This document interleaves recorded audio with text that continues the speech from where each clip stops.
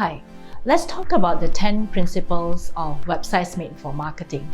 So the first thing, you have to define your audience. So defining your audience is simply this. You must know exactly who you want to attract. And this comes back to a more fundamental marketing question, which means that you have to ask yourself, you're not going to attract the whole wide world to your website. You want to attract people who really need your products and services. You want to attract people who really are going to be prospective buyers of your products and services.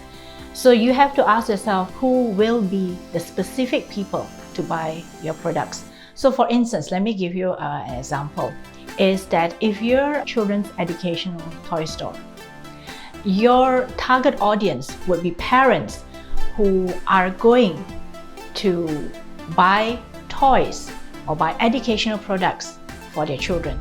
So you'll be targeting either the mummies or the daddies who are willing to spend money to buy good quality toys for their children. Or for instance, if you are a gynecologist, okay, who will be your target audience? Your target audience will be women, and more specifically, women who have an inclination or who want to get pregnant. That's one, because gynecologists also offer fertility checkups. Or if you're a single woman, they could come in for pap smears and so on. So in this case, if you're looking to see what kinds of audiences or what kinds of people you want to target, the most important thing for you right now is to see the kinds of people you're attracting into your business. So that is the easiest way for you to understand the different types of people that could possibly be attracted when you create your website. So defining your audience is very, very important, because if you don't define your audience, your website is never going to attract the right people to buy your products. And if you don't have the right people to buy your products, your messaging will not be accurate. So for instance, back to the same example that I gave you just now, if you're an owner of an educational children's toy store, if you're talking to the mummies and daddies, your message should be very different from toy store that's just targeting everyone. So if you're talking to the mummies and daddies, I think the key thing would be you'll focus on the safety of the toys. You'll be focusing on the educational quality of the toys.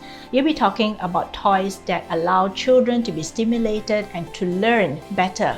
So these are the different kinds of messages that you can target to the parents, especially if you know that they are the people that you want to draw into your business and into your website.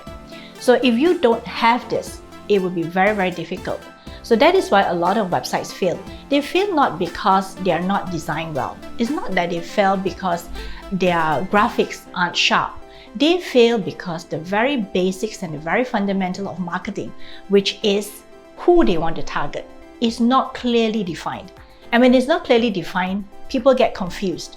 So it is very dangerous to start a website not knowing who you want to target.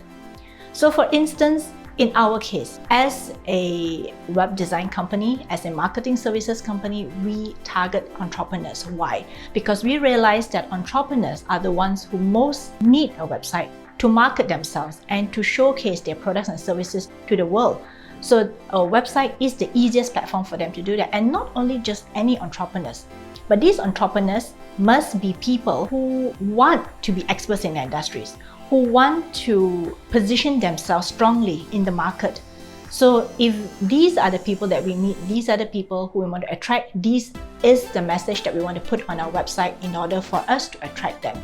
So when you define this audience properly and you call it out on your website, it is so much easier for your prospective buyers to identify themselves when they come to your website. For instance, if they come to our website and we call it out, we say that we work best with consultants, with trainers, with doctors, and all these people that we actually call on a website, the people who are in this category will be more likely to say, hey, I'm in that category, I'm in that group of people. And therefore, if I'm looking to position myself well in my industry and to attract people well with a website, I should be looking for the people at Redbox Studio. So this is why this is the first thing that you have to remember, is you have to define your audience clearly. And if you can't define it right now, you have to look at who's buying your products.